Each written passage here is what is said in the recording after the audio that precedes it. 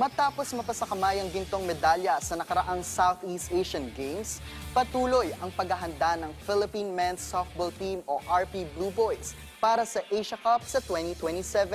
May ulat si Bernadette Pinoy. Sa pag-angkin muli ng titulo bilang kampiyon sa nakaraang 2025 Southeast Asian Games sa bansang Thailand, hindi pa rin makapaniwala ang RP Blue Boys members na sina Jehan Scoro at Julius De La Cruz na naibalik na sa Pilipinas ang gintong medalya matapos mag-silver medal finish noong 2019 SEA Games. Anila hindi man pinalad na manalong Philippine Men's Softball Team kontra Singapore noong elimination round na naig pa rin ng bansa sa championship match sa score na 3-0. Binigay po namin lahat ng best po namin dahil po kami po dati silver medalist po. Para pong kinuha po namin tong motivation po na sana pagdating po namin dito sa Pilipinas, sana po makuha namin yung ginto. Ayun po aming motivation.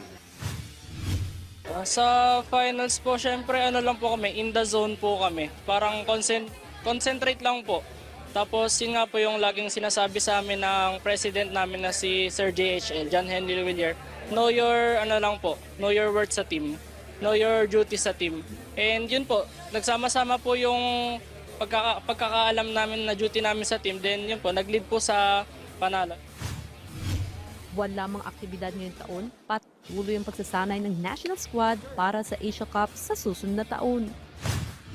This year po, wala pong competition ng team ng Philippines, pero we're preparing for next year po, 2027 Asia Cup. So, hindi po humihinto yung team until now po nagte-training po kami, and may prepared din po na training camp this year sa Japan, I think po, na para preparation din po sa darating na Asia Cup.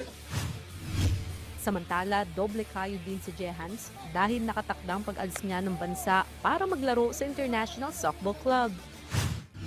Siyempre po ang aking pong preparation po is magte-training po ako ngayong araw-araw para po di po ako ma-zero.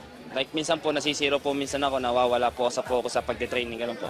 Kaya po ngayon, need ko po talagang ensayo po before po pumunta po sa tournament.